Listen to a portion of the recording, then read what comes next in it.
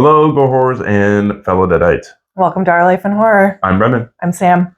And today we have a very special review for you today. Yes, Abigail. We went to see it last night in theaters. Finally. And it was well worth it. Yes, another radio silence movie. Yeah, they're just bangers. Yeah, they are. From Ready or Not to Scream 6. They've all been awesome movies. Yes.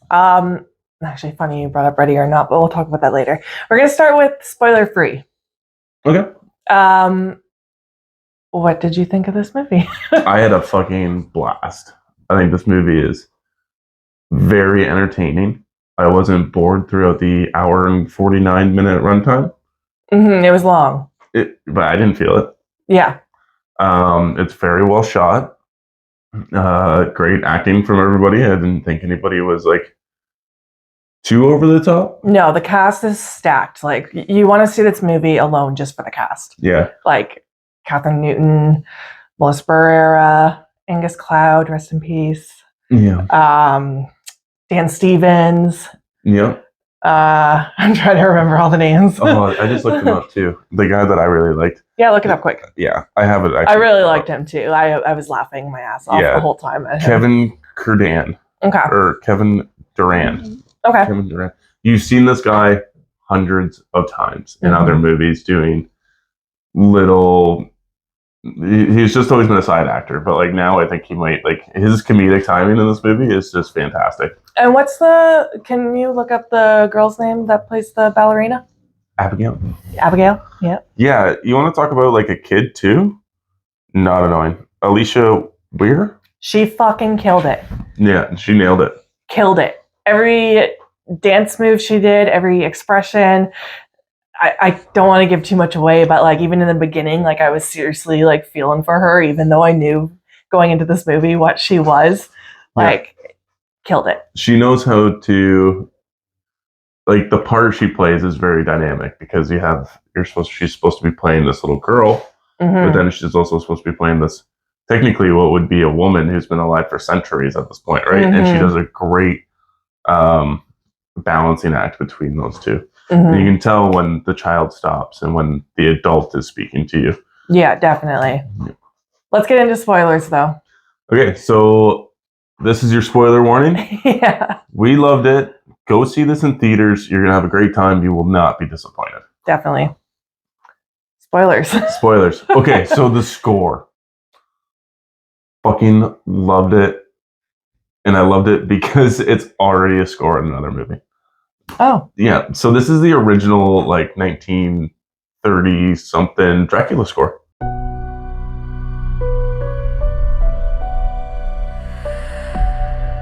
Oh, I didn't know that. Yeah, all the, like, what she does ballet to at the beginning, and then it's recycled through the whole movie. I really like that music. Yeah, it's the original Dracula score. Oh, cool. I did not know that. Yeah. I was like sitting there listening to it. I'm like, where the fuck is this from? I'm like, is it the original? I'm like, no. And then I'm like, it is the original. Yeah, it was good. Yeah. I liked her ballet outfits. I liked everything. I liked all the characters. Like, they all had like unique personalities, and they're also all flawed characters, which is nice. Yeah. I liked Catherine Newton's like teenage badass look. Yeah. Angus Cloud plays exactly who you would see in Euphoria. Yeah, I didn't watch Euphoria, but other than the episodes I watched with you, but he basically seemed like he was playing the same person. Yeah, but he did a really good job. Yep. Yeah. Dan Stevens, the guest, fun to watch. Maybe a little too cheesy at the end. All right, let's go kill us a fucking vampire. Okay, did you expect him to turn out at the end to be like the bad guy, I guess? I was not expecting that twist. Kinda. He seemed like kind of the antagonist throughout the beginning too, for me. Okay. I'm not gonna say like I didn't know to the extent it was gonna go, but I was like, he's gonna double cross somebody at some point. Okay. I was hoping he would stay good. No, yeah. I don't know why. I didn't expect him to go against her at the end. Okay. But it was a nice twist. There's a few little twists that that I liked. I liked that. I can't remember what his name is now, but the Gus from Breaking Bad, ended up being a vampire. The guy that like hired them all, Lampert. And brought them there? Yeah. Okay. I was taken aback that he was a vampire. Yeah, me too. Yeah. Another thing, a big thing. The trailer for this movie. What? It ruined the surprise. Guys. Of her being a vampire? Yeah. I think that's like, yeah, how could they have? I don't know. There's ways around I guess they could have hit it, but the whole point of the movie is a ballerina vampire, which I fucking love. I know. But I know. This movie would have been so good going in not blind and not knowing what's happening. That's true. It Because that would have thrown me right off. For sure, me too. Like, not even knowing it's a vampire film. I would have been like, yes, let's go. Yeah. You know? But like, yeah, how would you get it in? How did you get people into the seats, I guess, without the premise of the movie? Mm-hmm. Oh, and when we were talking about Ready or Not, the body's exploding. Yes, definitely. That's a huge reminded me so much of that. Like, exactly, like so much gore. Yeah. There was a scene that reminded me of Saw, and it was when Abigail's behind the bars and she's naming all the people and why they're there, and it felt very. It's John Kramer, right? Yep. It felt very John Kramer, like explaining why they're all there, kind of thing. And I was just like, because they all fucked over her father's empire. Yeah. Actually, I love that about this movie too, and taking Dracula in present day and making him a crime boss. I think that is so smart and probably what would happen, because he would essentially rule the whole underground,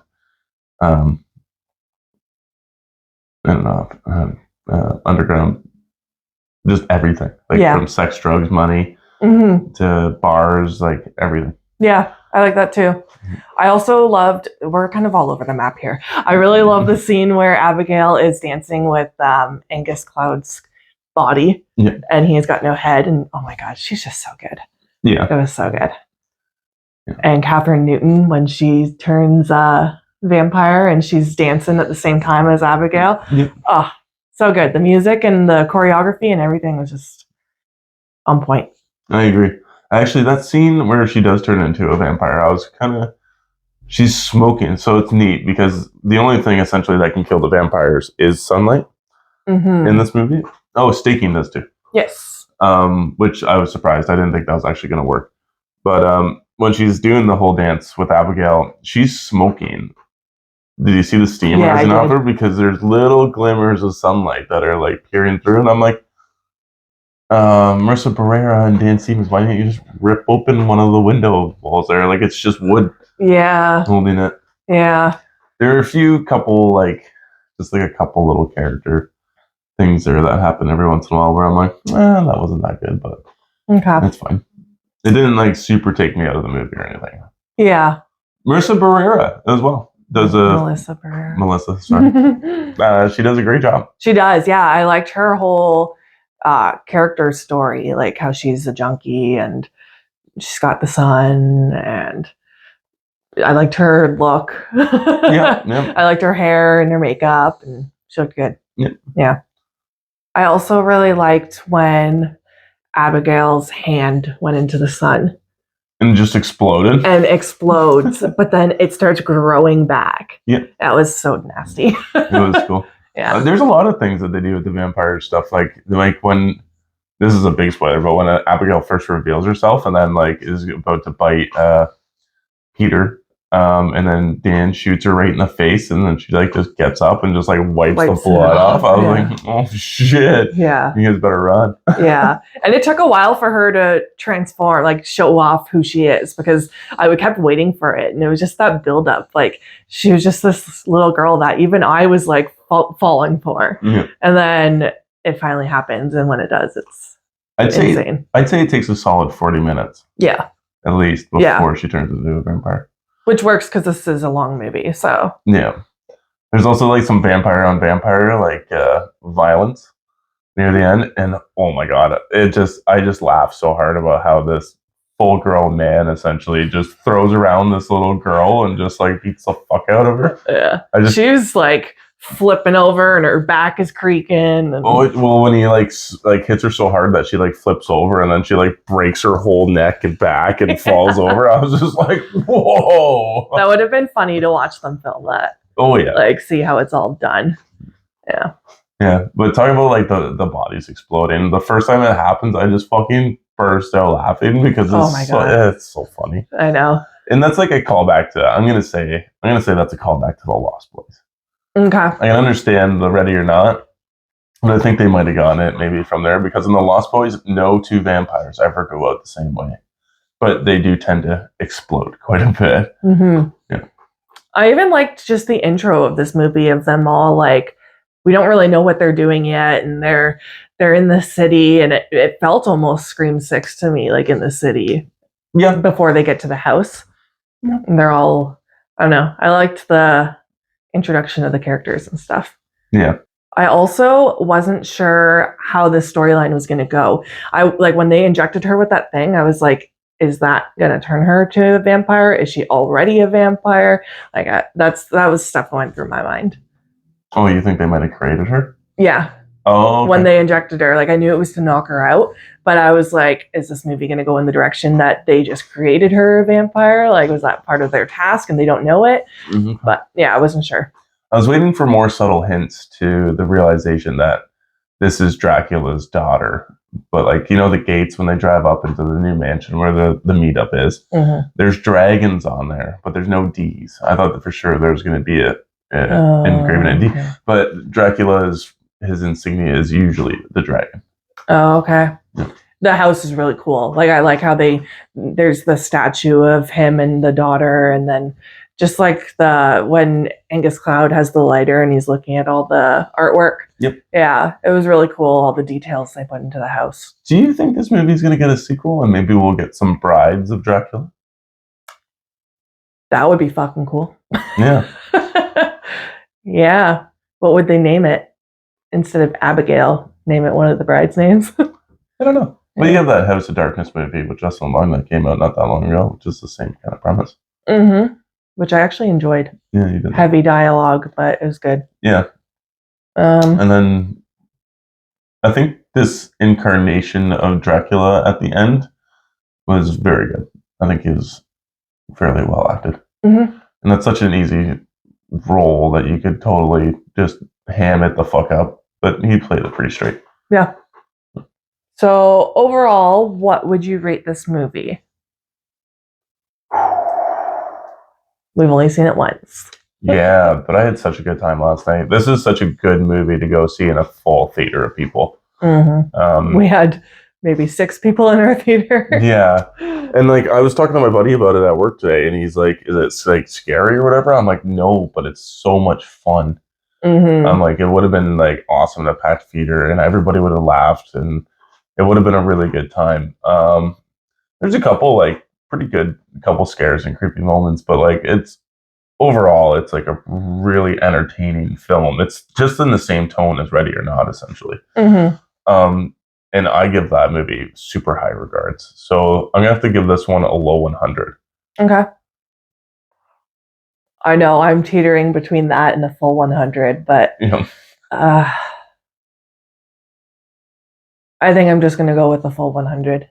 Okay. Yeah, I really enjoyed it, especially like for me, a long movie sometimes is a hit or miss, but I enjoyed it throughout the whole thing. Awesome. Yeah, and yeah, I loved everything about it. I'm so happy we got to go see it last night. Yeah, me too. If you want to hear more reviews, our friend Sean at Sean's Horror Corner on YouTube also did a review on Abigail. We're excited to go watch it now that we've finally seen the movie. Yes. So go check that out. And yeah, you have anything else? No. Okay. Please like, share, subscribe. Stay spooky.